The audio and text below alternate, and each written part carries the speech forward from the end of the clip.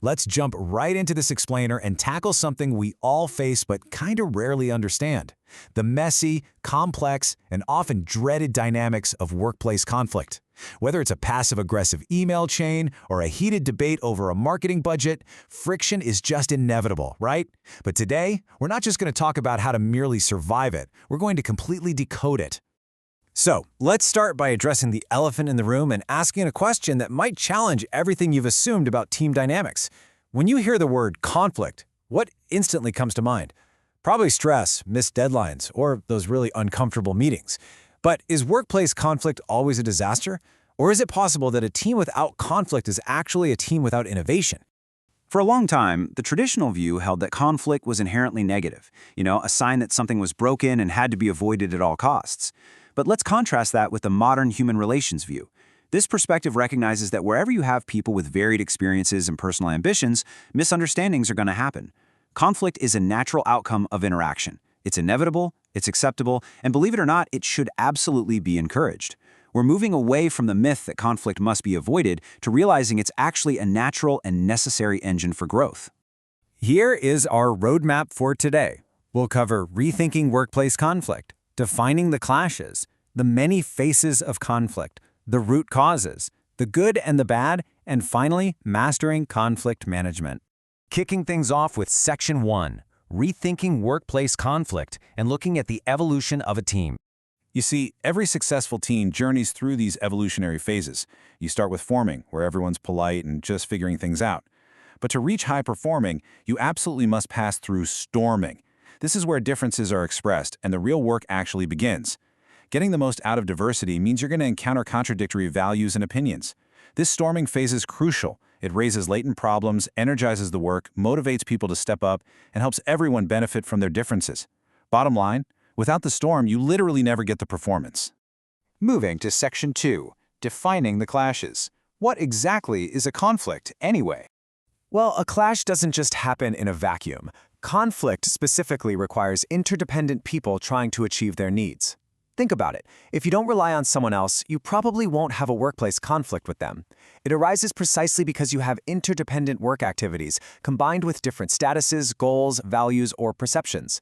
When a difference requires a change in at least one person for the working relationship to continue, boom, you've got a conflict. Up next is Section 3, the many faces of conflict. Let's categorize the chaos. Let's pinpoint exactly what kind of battle we're dealing with here.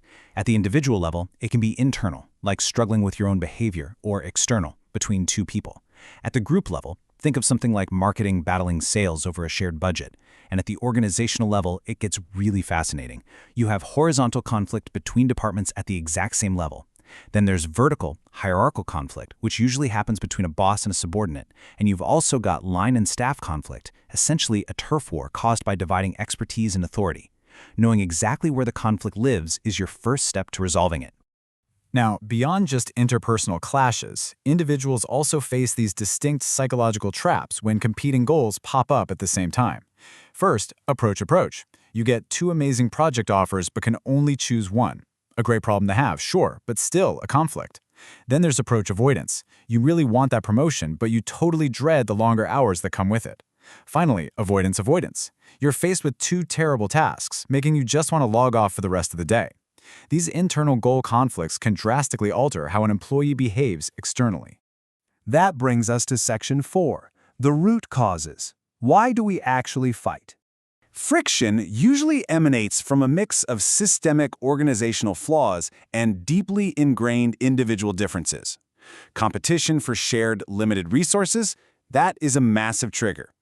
Then you have unclear authority structures. When people simply don't know how far their authority extends, they're practically bound to step on each other's toes. Add in communication breakdowns, differences in time horizons, like when one department has a long-term view and another demands short-term results, and, of course, poor leadership styles.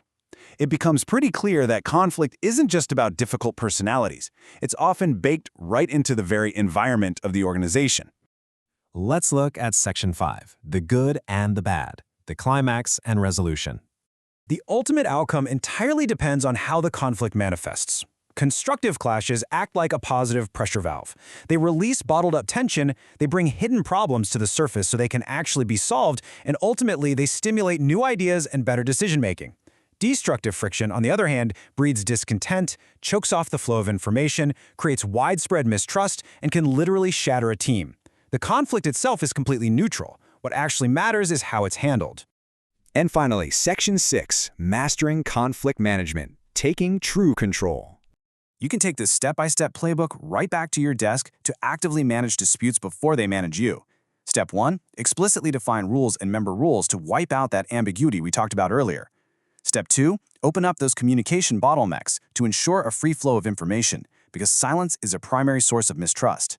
Step 3, encourage members to actively take part in decision-making. Step 4, foster frequent interactions so people actually get to know each other. And Step 5, recognize when you're stuck. Always be willing to bring in an outsider to mediate if things get too heated. I'm going to leave you with this final thought to ponder as you step back into your workplace, ready to harness the real power of team dynamics. We've seen that conflict isn't just a nuisance, it's an absolute necessity for teams to move from just forming to truly performing. The differences in your team's values and perceptions are literally the raw materials for innovation.